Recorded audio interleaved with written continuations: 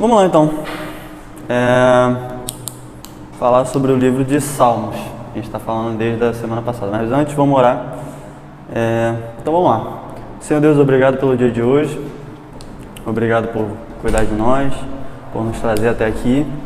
Que o Senhor possa estar abençoando o nosso estudo de hoje, que o Senhor possa falar por meio da sua palavra, me usar para também falar aquilo que a sua palavra está dizendo, e que a gente possa entender um pouco melhor o livro de Salmos, entender um pouco melhor do que ele se trata e como a gente pode aplicar ele na nossa vida também. É isso que nós te pedimos, em nome de Jesus, amém. Então, a gente vai falar sobre o livro de Salmos. Vocês pegaram na semana passada com o César, né? Quem teve aí. Semana passada não, semana retrasada, com o César. E aí a gente vai falar sobre o que ele falou do jeito mais estruturalzão, né? Tipo, como é que divide o livro, o que tem no livro, que tipo de salmo, falou várias coisas assim. Eu não vou muito para esse lado, porque ele já falou tudo que eu tinha que falar, entendeu? Então, brincadeira, tá tudo certo, tá? Mas ele falou já tudo, do jeito bem legal, e eu não tenho nem mais o que acrescentar nesse ponto. Então eu vou falar mais de um lado mais prático do que é o livro de Salmos. Em primeiro lugar, por que estudar Salmos, né? Talvez alguém possa dizer, porque o Bruno tá falando e tá errado, entendeu? Também pode ser porque é legal, e tá mais ou menos, é legal, é muito maneiro o livro de Salmos, mas não precisa ser só por isso, né? Na verdade, a gente estuda o livro de Salmos porque é a palavra de Deus, em primeiro lugar, e também porque Jesus levava os Salmos a sério. Em Marcos 14, 26, na noite que Jesus foi entregue, ele cantou Salmos depois da ceia. Em Mateus 27, 46, lá na cruz, ele falou: Senhor meu Deus, por que me desamparaste? Que é um dos salmos, né? Então, Jesus, ele tinha os salmos de cor, ele falava toda hora nos debates, lá em João 10, por exemplo, ele fala com os fariseus, um salmo lá, cita, não está escrito na lei de vocês? Ele chama o salmo de lei de Deus, e aí cita os salmos. Ou seja, Jesus já tinha o salmo de cor, e além disso, ele ainda pegava e levava ele a sério a ponto de citar no momento que ele estava morrendo. Ou seja, quando tu está morrendo, tu está pensando na coisa mais importante da sua vida, e Jesus estava citando os salmos. É isso aí, esse é o nível. Mas vamos lá, situação hipotética agora que eu quero fazer com vocês aqui. Ansiedade por causa de provas. Todo mundo já passou por isso, entendeu? Todo mundo sabe o que é ficar ansioso por causa de prova, ou ficar ansioso por causa da nota, né? Várias pessoas passam por isso e ninguém está livre disso, eu acho, nunca. Até no trabalho, sei lá, a gente fica ansioso por causa de, sei lá, de alguma coisa. Enfim, quando as coisas saem fora do padrão que a gente acha que vai acontecer isso daqui, aquilo ali, e aí vem a frustração de quando está tudo dando errado, ou melhor, quando está tudo dando normal e você acha que está dando errado porque você acha que as coisas têm que acontecer do teu jeito. E aí, eu queria saber o que vocês fazem quando vocês estão lá diante da prova lá e vocês estão muito nervosos, vocês acham que não vão conseguir, e aí, o que vocês fazem? Vocês colam? Você cola? Tá, tu chora. Aí tem também a galera do ai meu Deus, entendeu? Aquela galera que, caraca, tá na hora da prova e começa a orar, achando, sei lá, vai que Deus... Vem o Espírito Santo, né? Eu consigo aqui lembrar das questões. É sobre isso mais ou menos que a gente vai falar, no sentido de que como é que a gente aplica essa questão da oração, dos salmos na nossa vida, né? Como é que a gente ora direito, mas também sobre esse anseio que a gente tem por algumas coisas, que enfim, parecem tão importantes pra gente, né? E como os salmistas lidam com isso. Primeiro eu queria falar sobre como o mundo lida com esses anseios que a gente tem no nosso coração, por algumas coisas. Todo mundo já deve estar passando por isso, ou vai passar ainda, que é o sermão básico de todas as escolas, né? De todo preparatório, que é assim, cara, se você passar para esse concurso, a sua vida está resolvida. Se você pegar e passar para aquela escola naval, cara, tu passar para Ipicar, tu passar pro negócio de medicina lá, tu vai passar para medicina, cara, você tá rico, tua vida tá garantida, tu tá feito, tu não precisa mais se preocupar com nada. É isso que todo curso de escola vende. Ou então as séries, de Netflix, agora tem a Amazon, tem outras aí que até eu e a Aline a gente está assistindo. As séries, elas mostram que uma pessoa, talvez você conseguir uma pessoa que goste de você e tal, você vai ser feliz por causa daquilo. Então, tipo, consegui uma pessoa que gosta de mim, tá bom, aí, tô feito. Para os padrões do mundo, né, isso é uma das melhores coisas que eles podem ter, né, porque eles não têm o que nós temos, né. Então, no deserto, qualquer pingo de água, né, é uma coisa ótima, né? Tu não vai ter oásis, né? Mas pelo menos uma garrafinha, se tu achar no meio do deserto, tá bom. Então, assim, para eles isso é maravilhoso, porque talvez seja a única coisa que eles possam ter. Outras coisas que as séries falam também é que a gente pode ser feliz encontrando quem nós somos, né? Até o Let It Go lá, né? Básico da vida, que é tipo... não sei se vocês já leram a música do Let It Go, mas é basicamente isso, tipo, não tenho regras pra mim, eu estou livre, e aí ela começa a cantar que livre está porque ela não tem mais regras, não tem mais nada pra segurar ela, ou seja, é totalmente a visão pós-moderna da gente, sabe, dos adolescentes, dos jovens de hoje em dia, de tipo, eu não preciso mais de regras, eu não preciso mais de nada dizendo que eu tenho que ser, porque eu descobri quem eu sou e eu tô livre. É isso que ela fala. Pode ler a letra depois e vocês tirem as próprias conclusões de vocês. Então nós todos temos sentimentos, nós temos desejos, mas como conciliar isso com o que Deus quer? Essa é a pergunta. Como eu posso ser santo, do jeito que Deus quer, e ao mesmo tempo ser feliz, porque eu tenho desejos? Porque a coisa é essa, né? A gente tem desejos por coisas, mas parece que às vezes não tem muito a ver, né? A gente deseja uma coisa, mas parece que Deus não quer que a gente queira aquela coisa, ou às vezes é o que as pessoas pregam, né? Como abrir mão dos desejos, isso é talvez um outro ponto, e ser satisfeito ao mesmo tempo. Como você abre mão daquilo que você quer e você continua sendo uma pessoa que está satisfeita, porque não faz muito sentido para as pessoas do mundo. E é disso que o livro de Salmos vai falar. Como é que ele responde todas essas questões? Eu vou falar uma frase aqui, rapidona aqui, só para resumir tudo que o livro fala e a gente vai desmembrar isso daqui. Deus nos fez por meio da nossa humanidade, o adorarmos e, consequentemente, sermos verdadeiramente felizes e santos. Ou seja, por meio de quem nós somos, pela nossa humanidade, Deus nos fez para adorar a Ele. Por meio desse ser aqui que nós somos feitos para adorar Ele. E por meio disso a gente ser feliz, por causa disso. Porque a gente adora Ele, a gente é feliz. E santo, ao mesmo tempo, né? Então o que é adoração? É disso que o livro de Salmos vai falar. Adoração, se vocês forem começar lá em Gênesis 2, 7, vocês podem abrir para mim aí, Gênesis 2, 7. É o único livro que a gente vai falar fora de Salmos. Deus, Ele acabou de criar a gente, né? Então o Senhor Deus formou o homem do pó da terra e soprou em suas narinas o fôlego de vida. E o homem se tornou um ser vivente. Em outras versões vai falar alma vivente ou outras coisas do tipo. A palavra daqui, que está escrita aqui em Gênesis 2,7, é nefesh, a palavra para alma em hebraico, né? E essa palavra, ela não quer dizer alma exatamente, né? Na verdade, se tu for traduzir literalmente a palavra nefesh, ela significa garganta. Então, que coisa doida, né? Porque é isso que a gente traduz por alma, né? Ou por ser, como está traduzido aí. Nós somos uma garganta vivente, um ser vivente. E porque, para provar até que a palavra é garganta, se vocês forem no Salmo 105:18, vocês vão ver lá que está escrito que as gargantas foram acorrentadas, ou algo do tipo. Isso porque realmente a palavra nefesh significa garganta. Só para questão de uma tradução diferente, né? Para vocês verem. E por que será que a gente tem esse nome de garganta, né? Nós somos garganta vivente. Como é que é isso? É porque nós fomos feitos para ansiar por algo que nós não temos. E por isso que eles falavam de desejo, né? Hoje em dia a gente fala da barriga, né? Caraca, eu tô com uma fome.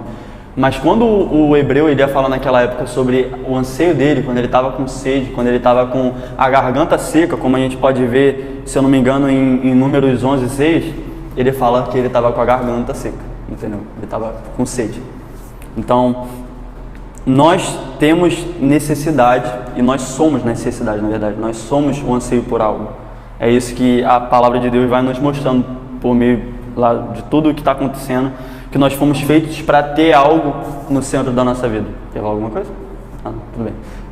Então, o que é adoração? Por que eu estou falando isso? Adoração é colocar algo no centro da nossa vida. Nós fomos feitos para fazer isso.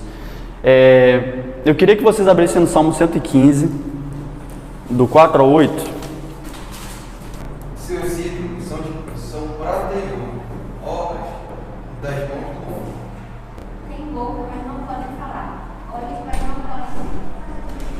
Tem ouvidos, mas não ouvem, e nariz, mas não cheiram. Uhum. Tem mãos, mas nada podem apontar. Pés, mas nada podem andar.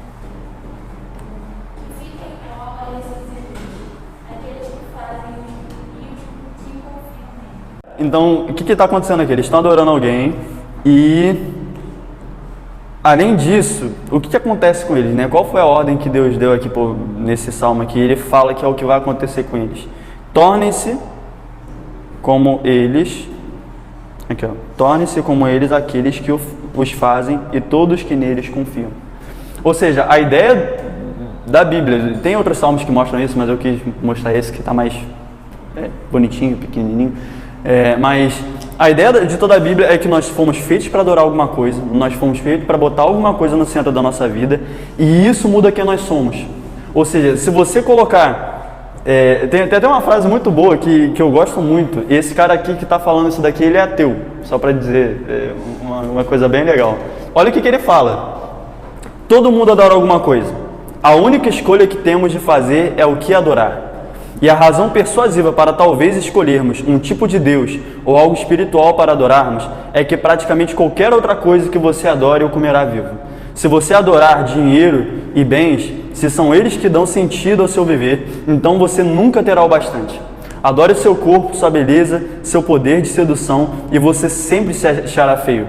Mas o que há de insidioso nessas formas de adoração é que elas são inconscientes, são configurações padrão da nossa vida. Ou seja, a gente tem aqui um ateu dizendo que nós fomos feitos para adorar, porque é uma configuração padrão. Como é que a gente foi configurado para isso? Só se a gente fosse criado para isso, né?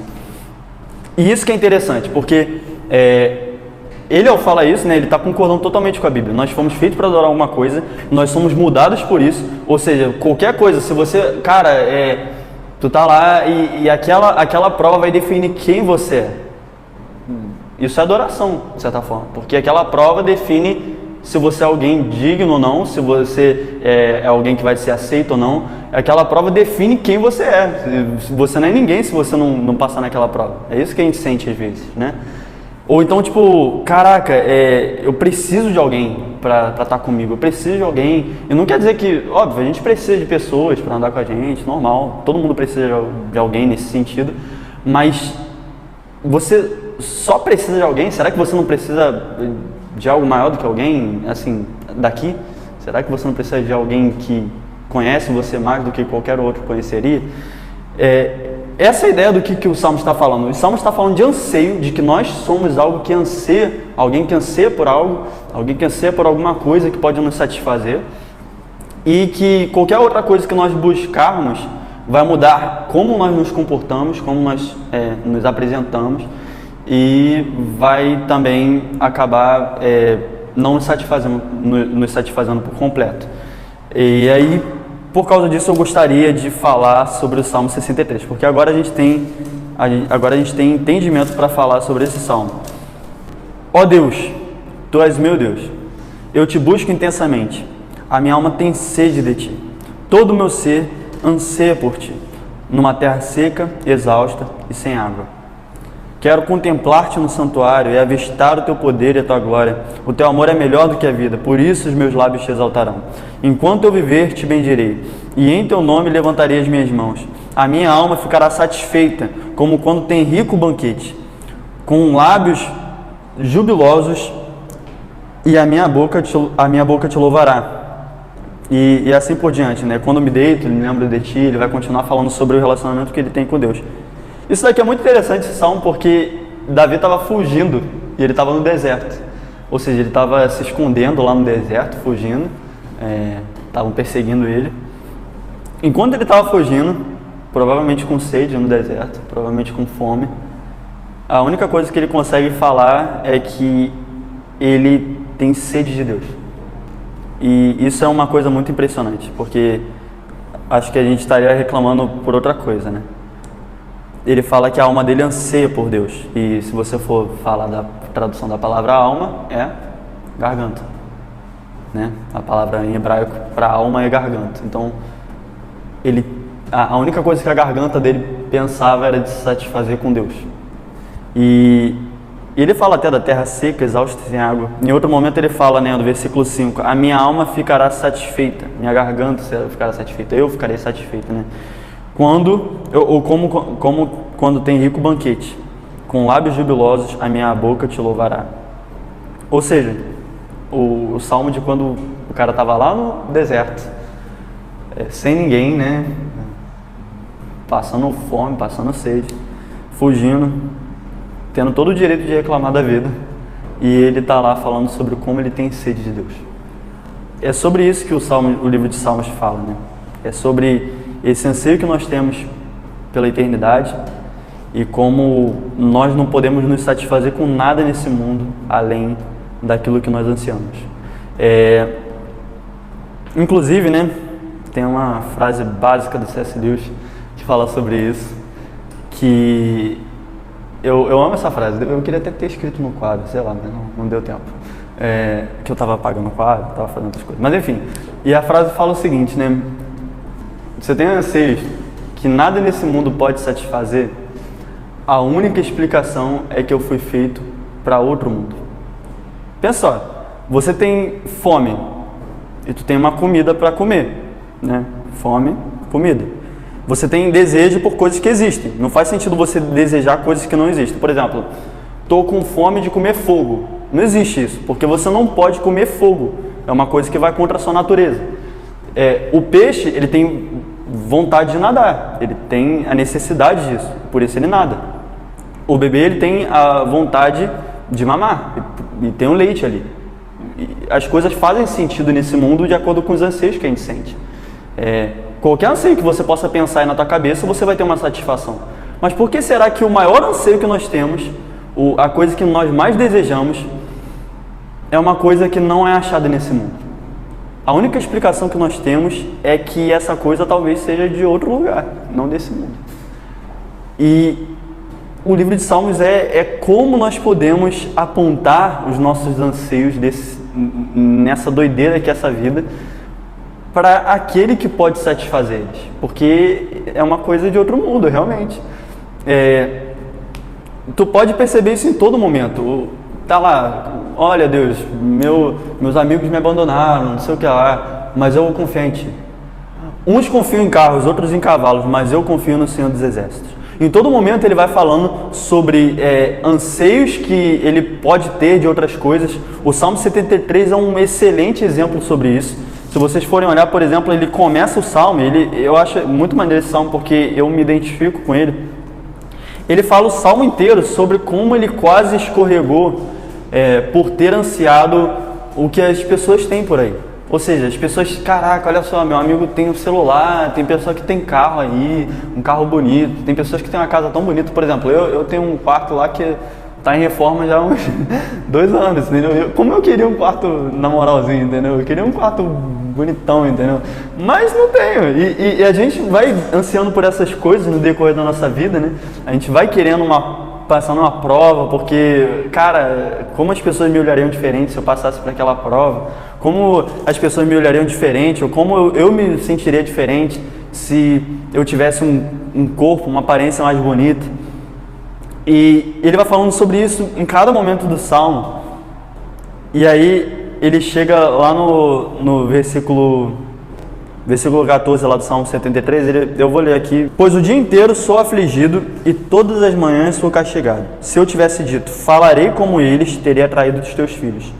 Quando tentei entender tudo isso que está acontecendo, né? Ele fala isso. Quando eu tentei entender tudo o que está acontecendo, achei muito difícil para mim.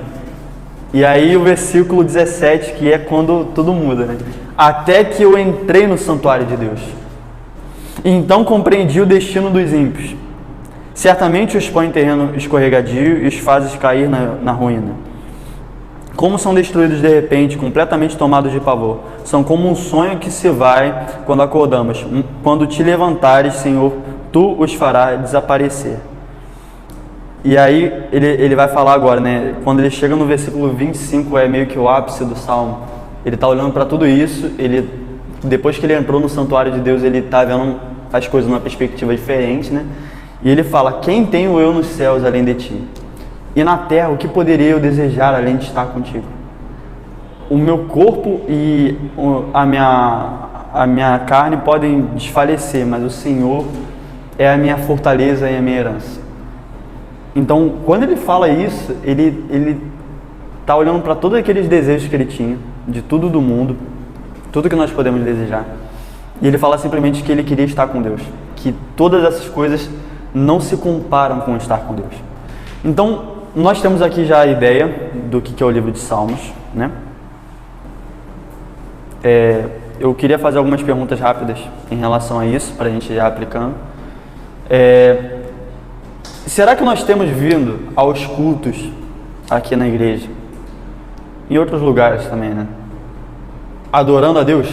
Será que a gente chega com o coração pensando assim, caraca, eu não posso esperar para estar adorando a Deus? Ou será que a gente tem vindo com o coração em outras coisas? Quase que aqui.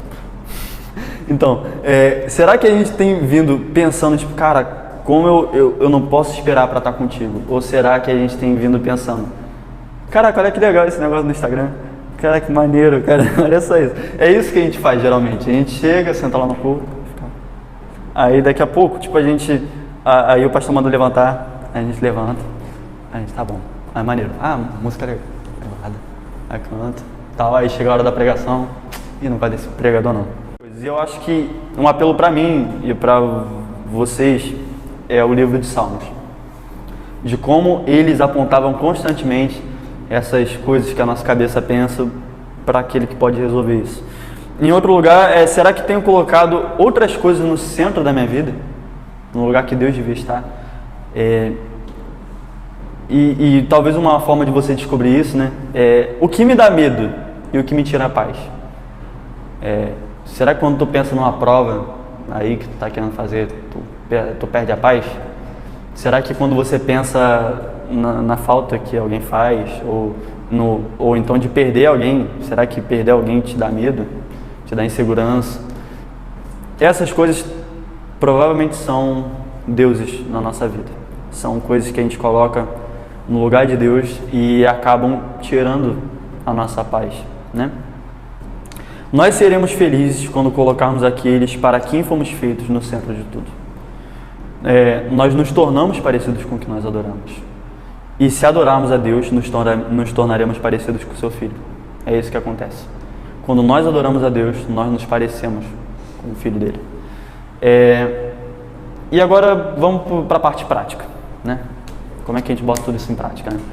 Em relação ao livro de Salmos, a gente já tem um pouco como botar as coisas em prática no sentido de botar a nossa vida em ordem, né? Temos que botar o nosso coração nas coisas certas e tirar das coisas erradas também.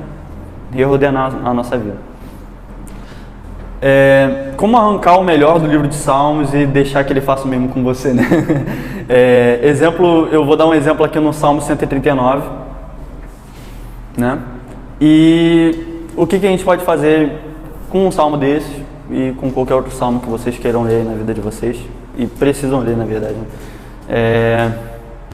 Em primeiro lugar, a gente precisa ler, interpretar e meditar no salmo, né? Em geral. Por exemplo, esse Salmo 139 aí: Senhor, tu me sondas e me conheces. Sabes quando me sento e quando me levanto. De longe percebes os meus pensamentos. Sabes muito bem quando trabalho e quando descanso. Todos os meus caminhos são bem conhecidos por ti. Deus sabe de tudo. Então, lembre-se que Ele está vendo tudo, né? Faça como se Deus estivesse vendo tudo, porque Ele está. E tem outra coisa além disso, né?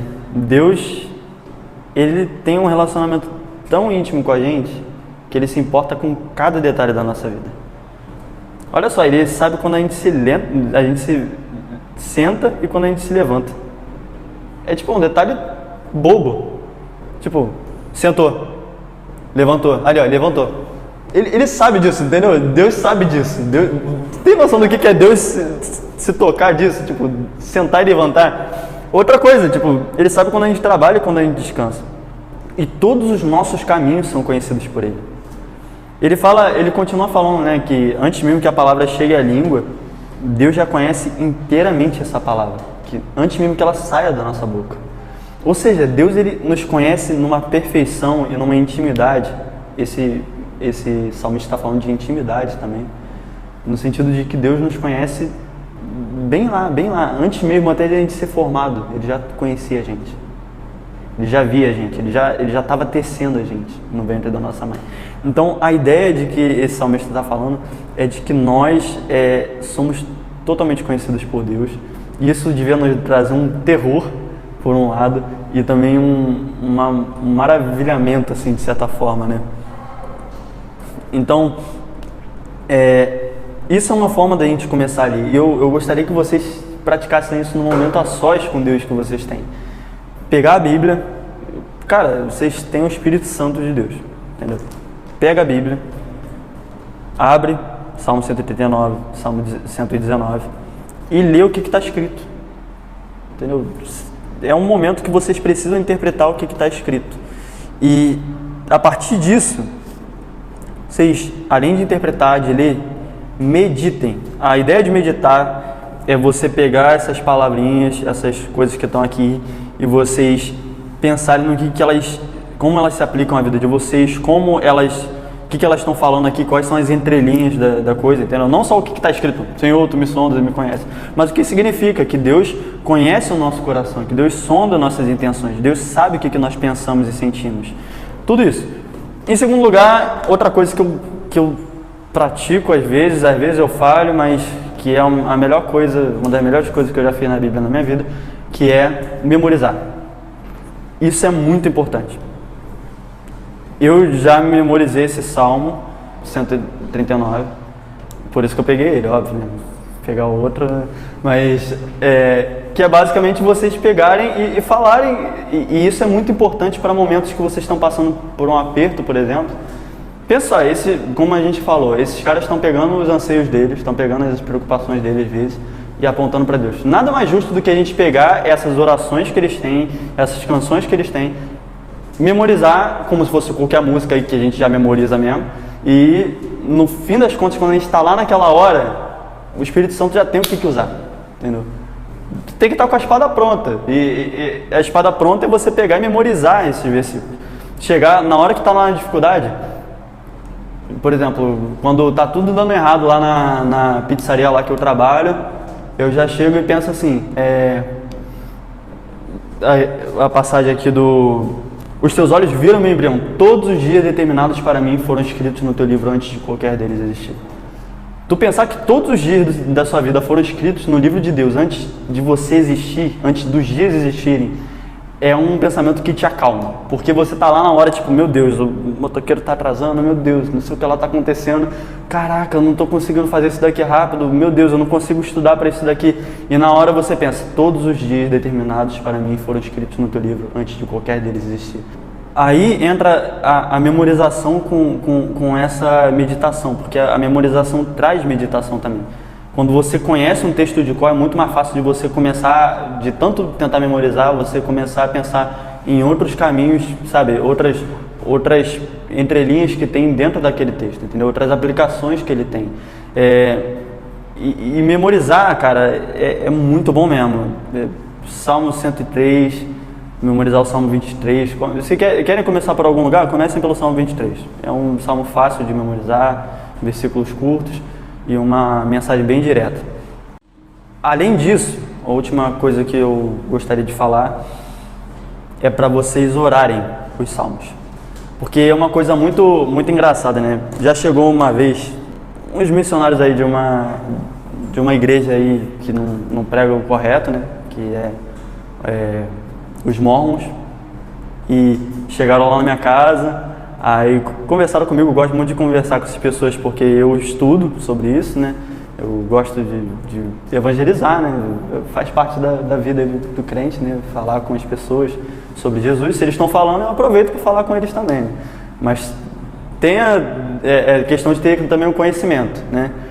Enfim, e aí eu cheguei, conversei com eles e eles chegaram para mim no fim da conversa lá.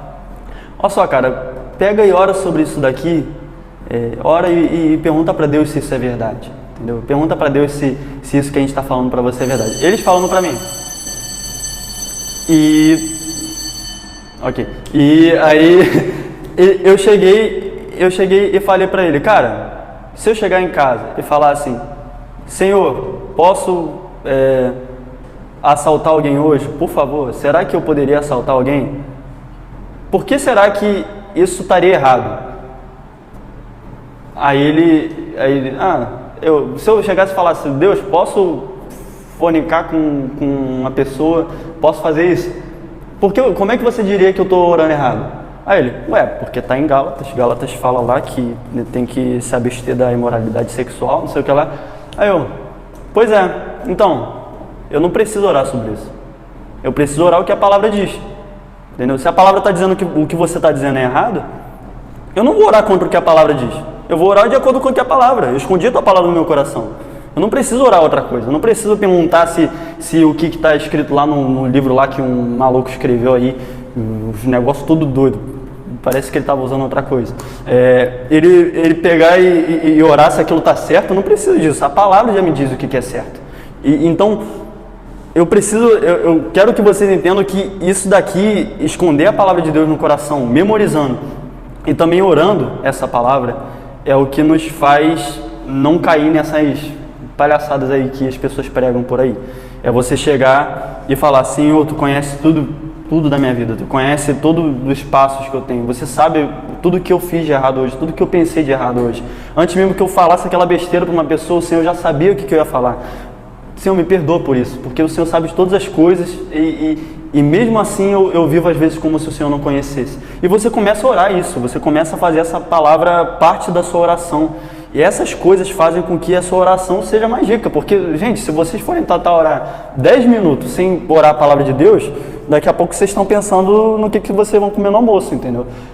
Então, orem a palavra de Deus, orem, meditem, memorizem a palavra de Deus e orem. Então, é basicamente isso. O livro de Salmos é um livro sobre anseios que nós temos, sobre como nós podemos satisfazer esses anseios somente em Deus. E eu dei esses conselhos práticos. Leiam, interpretem, meditem. Vocês têm o Espírito Santo de Deus, por favor. Depois que vocês fizerem esse trabalho, procura um comentário bíblico, procura um vídeo do Augusto Nicodemos, sei lá, no YouTube, e vê se o que tu tá falando tá batendo lá direitinho, porque às vezes a gente viaja mesmo. Mas se não... Cara, mesmo assim, exercite isso, porque é um músculo mesmo. Além disso, memorize e depois de memorizar, ora. Entendeu? É isso. É basicamente isso que eu tenho para falar para hoje. Vamos orar para terminar? Eu acho que já bateu o gongo aí.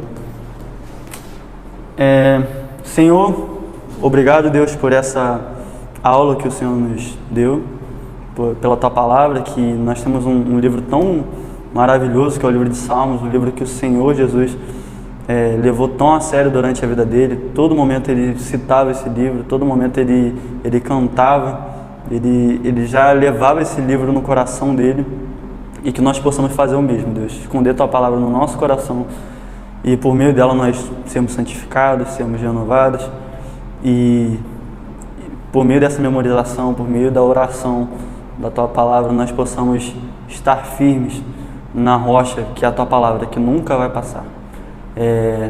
Toma o nosso coração, que a gente possa apontar nossos anseios, tudo que nós desejamos, que nós possamos fazer tudo isso repousar lá na cruz, onde o Senhor nos satisfaz, onde o Senhor nos faz novas criaturas, e que nós possamos Te adorar agora nesse culto, Deus. É isso que nós pedimos, em nome de Jesus. Amém.